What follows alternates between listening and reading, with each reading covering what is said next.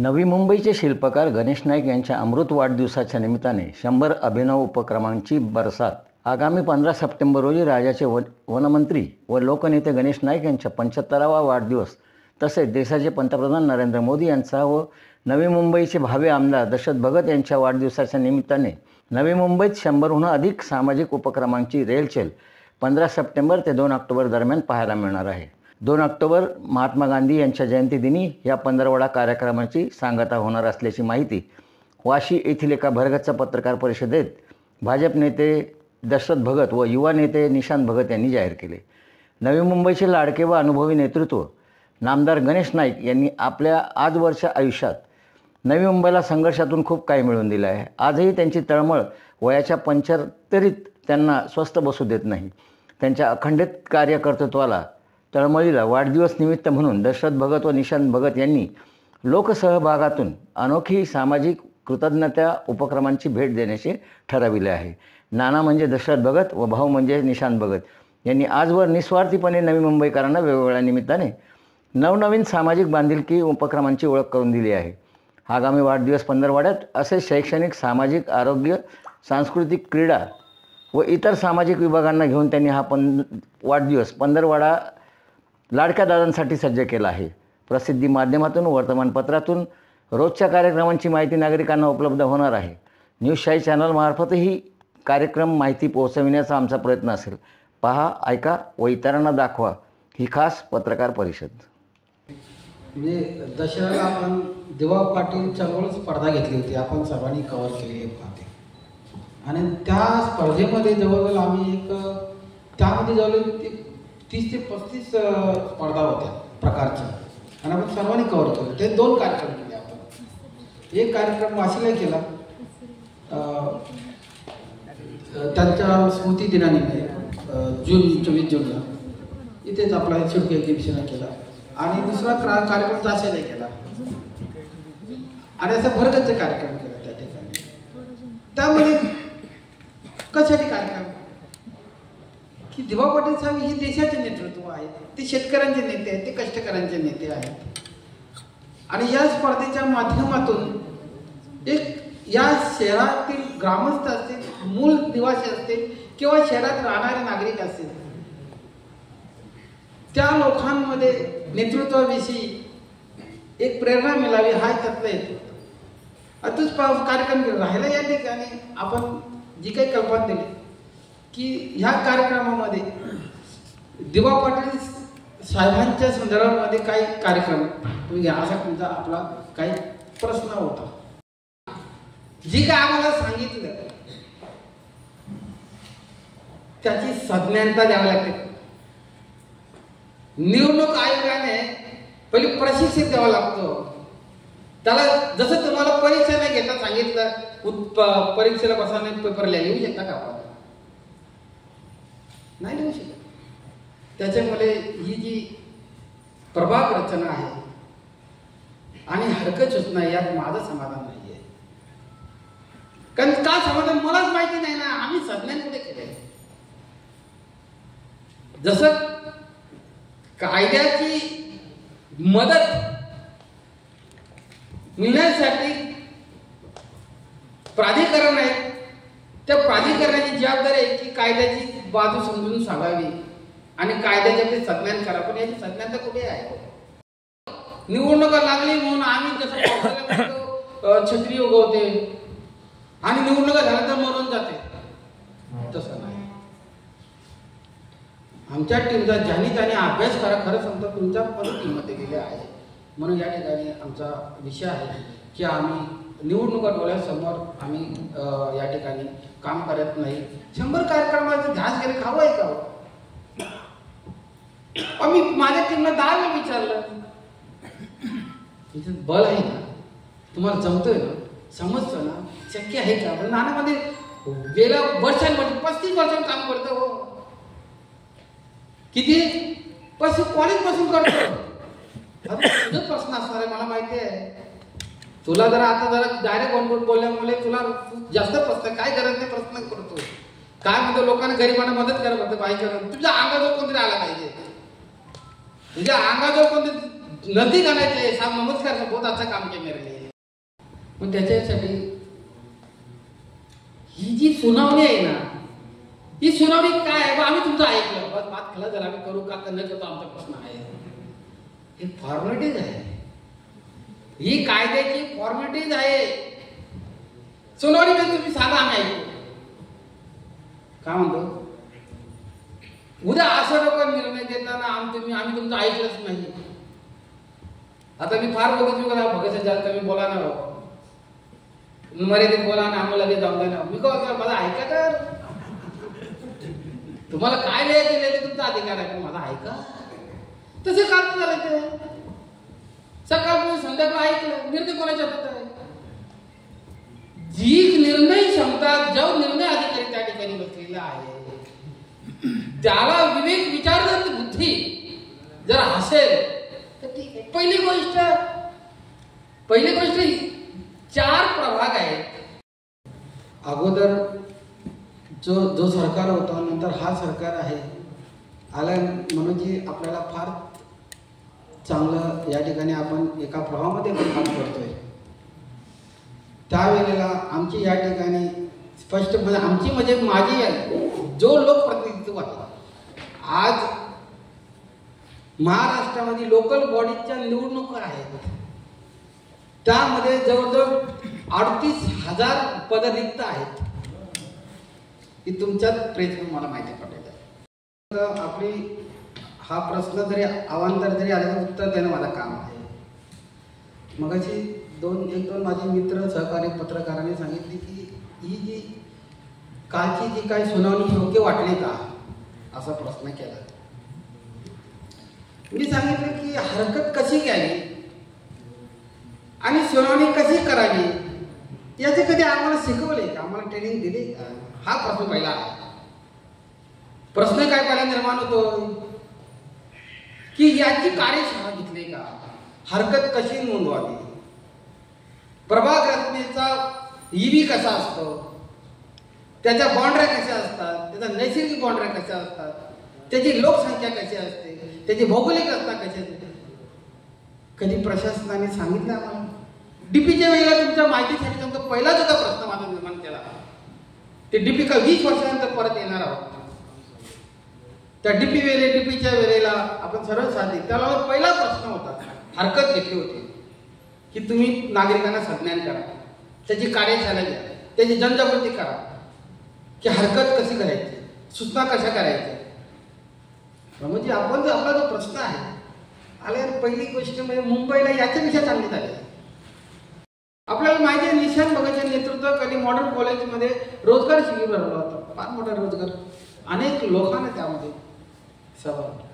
पण एक कार्यक्रम घ्यायचे का अनेक कार्यक्रम घ्यायचे, थोडंसं याला आम्ही वेगळे ठिकाण दिले. आम्ही रोजगार शिबिर कार्यक्रम केला ना असं नाही, केलेला आहे कार्यक्रम आणि करणार पुढे, कारण ती जोडच. परंतु हा झाला एक उपक्रम की आम्ही रोजगार शिबिर लावले पाहिजे, ते लावणार आहे. तो त्याचाच भाग आहे. फक्त आम्हाला त्याला निसर्ग जशी माहिती त्याला वेळ द्यावा लागतो, त्या संबंधित डिपार्टमेंटला सांगावं लागतं, ते आपल्याला माहिती आहे. पण याचाच भाग असेल करणार आहे. निशांत भगती पहिला जो उपक्रम घेतला असेल तो मास्क वाटप करण्याचा, कधी एप्रिलमध्ये नाही मार्चच्या पहिल्या हप्त्यात घेतला होता. म्हणजे फेब्रुवारी एंडिंगला घेतला होता कार्यक्रम मास्क वाटायचा. त्याच्यानंतर अनुदान चालू केलं. त्यावेळेला आमच्यापैकी काही नेतृत्वाने आम्हाला सांगितलं की भगत साहेब तुम्ही अगोदर का सुरुवात केली, तुम्हाला कसलं भय आहे. जशी तुमची बातमी दाबली जातं भय असतं ना, बातमी लिहिले पण बरेच टाकले जातं भय आहे ना, तुम्हाला कसं राजकीय भय. काय भय नाही, माझी माणसं आहे, माझा प्रभाग आहे, आपला प्रभाग आपला परिवार, आपला प्रभाग आपला परिवार. मी नाही करायचं, कोणी करायचं. काय इलेक्शन होती का तेव्हा, काय निवडणुका होती, निवडणुका नव्हती. म्हणून आम्ही म्हणतो नेहमी म्हणतो आमची स्पर्धा, आम्ही उभा राहणार आणि कोण राहणार हा कार्य सांगतो. मग त्याच्यासाठी हा जो प्रश्न आहे, या प्रश्नाला आपलं एकच उत्तर आहे की आम्ही निवडणुका डोळ्यासमोर ठेवून काम करत नाही, आम्ही मजबूत नेतृत्व नाही आहेत. शेवटी प्रेरणा त्यांचीच आहे ना. आज जे 100 कार्यक्रम आहेत त्या प्रेरणेचा देशातले जेवढे नेतृत्व आहेत, जे युगपुरुष आहेत, त्यांची प्रेरणा घेऊन आमची संस्था, आमचे सहकारी हे कार्यक्रम करतात. त्याच्यामध्ये राहिला आपण रोजगाराचा विषय आहे, आज ज्वलंत प्रश्न आहे. आणि म्हणून आम्ही मागे एक 5-7 वर्षापूर्वी त्याची देखील चळवळ उभी केली होती की अनुभव प्रशिक्षण कायदा करा. ही युवकांच्या माध्यमातून, विद्यार्थ्यांच्या माध्यमातून चळवळ केली होती. त्याचे निवेदन आम्ही राष्ट्र विविध शासकीय क्षेत्रामध्ये दिलेला. मुद्दा काय की रोजगार हा ज्वलंत प्रश्न आहे, पण शैक्षणिक जी स्थिती आहे आपली, ही शिक्षण आणि प्रशिक्षण पण अनुभव देत नाही. आपली जी सिस्टम आहे, नाईक साहेबांच्या बऱ्याच गोष्टीची चर्चा करतो आणि तुमच्या लोकांना काही नाही. म्हणजे जसं नानांनी मागाशी उल्लेख केला, दशरथ भगत साहेबांनी जसं उल्लेख केला की याच्या अगोदर पण अनेक कार्यक्रम राबवलेले होते, ज्याच्यामध्ये जसं डेव्हलपमेंट प्लॅन संदर्भात आम्ही रॅली काढली होती. प्रत्येक चौकामध्ये जाऊन पण आम्ही त्या डेव्हलपमेंट प्लॅन संदर्भात आम्ही लोकांना त्याच्याबद्दल जागरूक केलेलं होतं. पण त्याच्यामध्ये इलेक्शन लागणार म्हणून ते केलं नव्हतं. शहराचं हित जपण्यासाठी त्यावेळेला डेव्हलपमेंट प्लॅन काय आहे हे नागरिकांना माहिती नव्हतं. त्याच्यामध्ये हरकत सूचना कशा करायच्या हे माहिती नव्हतं. हरकत सूचना का घेतल्या पाहिजे हे आम्ही त्यामध्ये सांगण्याचा प्रयत्न केला. नवी मुंबईचे भूखंड जर इथून संपले तर मग सामाजिक सेवेसाठी कुठलाही भूखंड उर्वरित राहणार नाही, अशा अनुषंगाने आम्ही कार्यक्रम केलेले होते. आणि तुम्हाला माहिती आहे की मागच्या 15 वर्षापासून युवक काँग्रेस, त्या दरम्यान युवक काँग्रेसचा पदाधिकारी म्हणून जे काही कार्यक्रम राबवले, मधल्या काळामध्ये कोरोनामध्ये कोणी घरातून मी मनापासून या ठिकाणी हार्दिक स्वागत करतो. आज आपण आमच्या निमंत्रणाला मान देऊन आपण सर्वजण या ठिकाणी उपस्थित राहिले त्याबद्दल सर्वांचे मनापासून आभार मानतो. आज आपण सर्वजण एकत्र यासाठी आलेलो आहोत की आपल्याला माहिती आहे की 15 तारखेला नवी मुंबईचे नेते, महाराष्ट्राचे नेते आणि आपल्या सर्वांचेच आधारस्तंभ आदरणीय गणेशजी नाईक साहेब यांचा 15 तारखेला वाढदिवस आहे. आणि वाढदिवसाच्या निमित्तानं त्यांना अपेक्षित काय आहे तर आपल्याला माहिती आहे की नाईक साहेब यांना नेहमीच, म्हणजे जसं आता आपण बघत असाल की जनता दरबारामध्ये 12-12 तास, 8-8 तास बसून असतात आणि लोकांची कामं करण्यामध्ये त्यांना जास्त इंटरेस्ट आहे. आणि म्हणून त्याला काय अपेक्षित आहे तर सेवाभावी कार्यक्रम कसे होतील, लोकांच्या हिताची कामं कशी होतील, लोकांना अपेक्षित असलेली कामं कशी होतील हेच त्यांना अपेक्षित आहे. आणि म्हणून वाढदिवस कसा साजरा करावा हे त्यांच्यातूनच प्रेरणा घेऊन 100 उपक्रम घेऊन 15वाडा कसा साजरा करता येईल याकडे आम्ही फोकस केलेला आहे. आणि मग त्याच्यामध्ये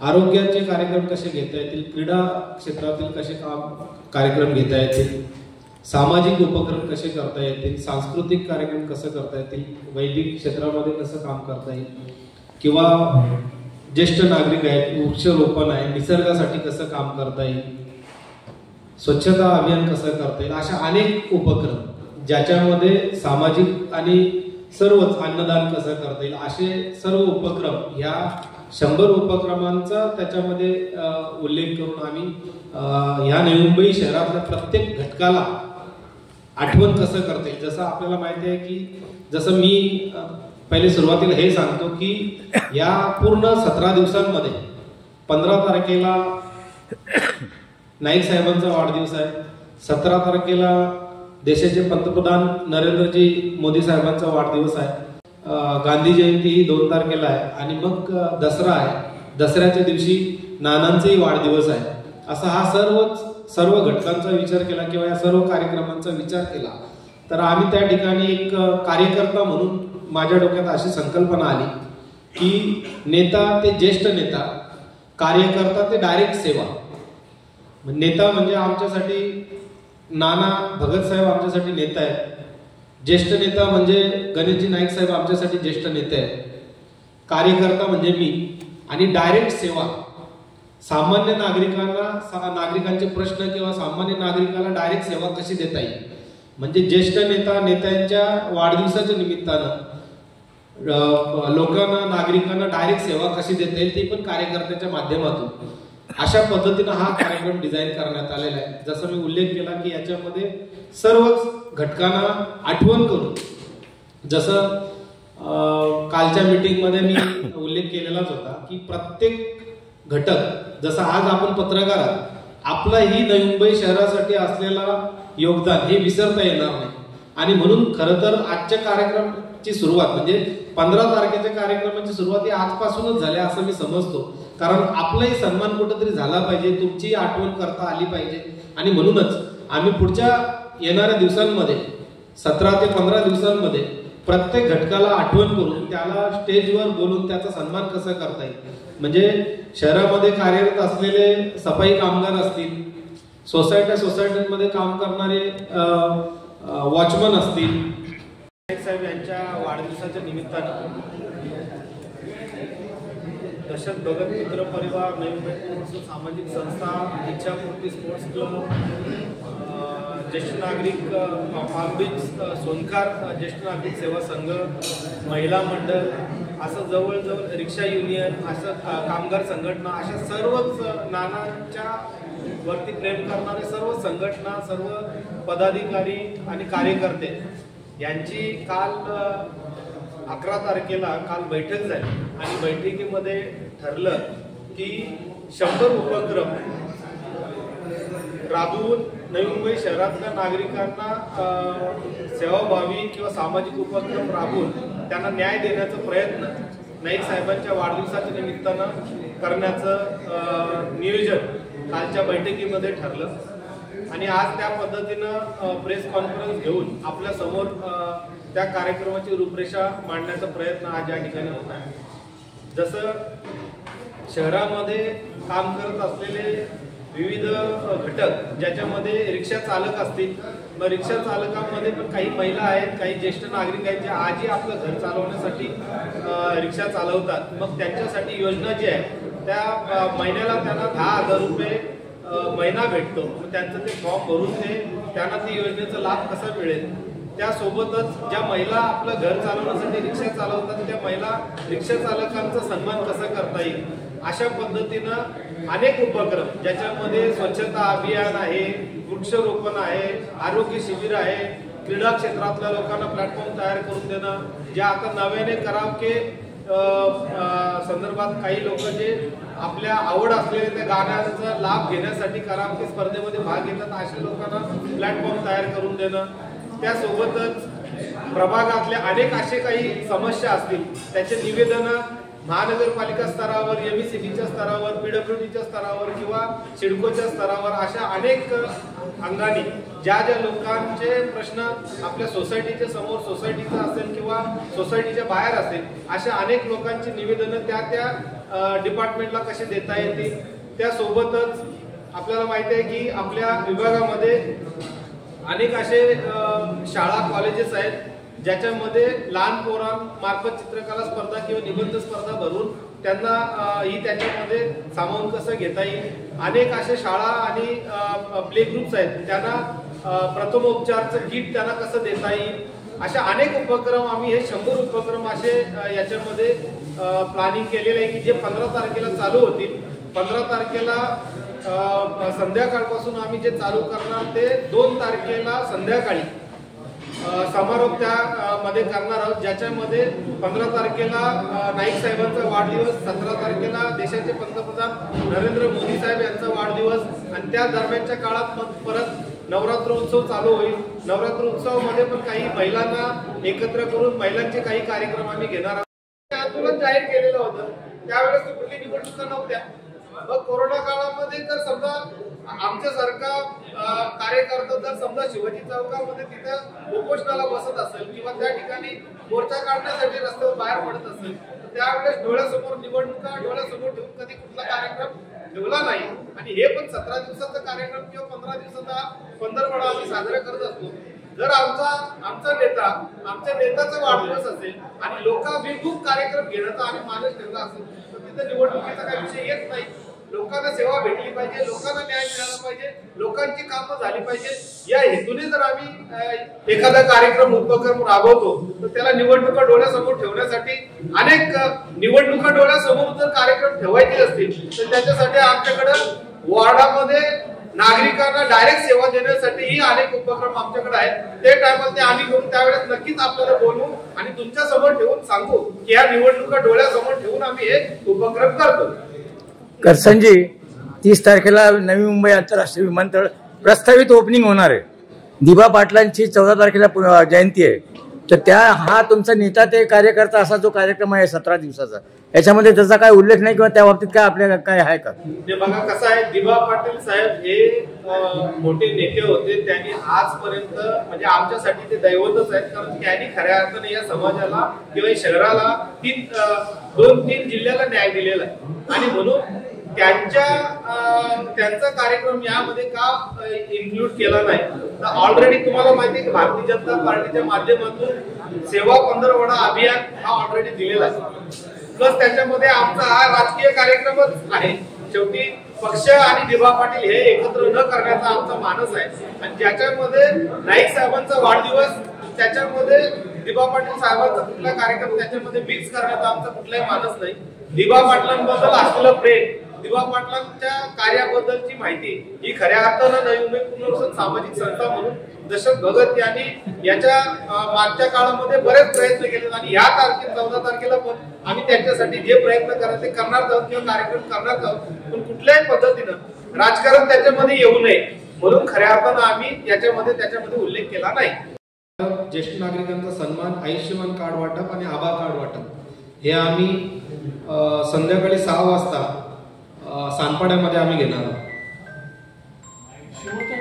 शेवटचा कार्यक्रम 2 तारखेला सिडको एक्झिबिशन ऑडिटोरियम हॉलला आम्ही समारोप घेणार आहोत.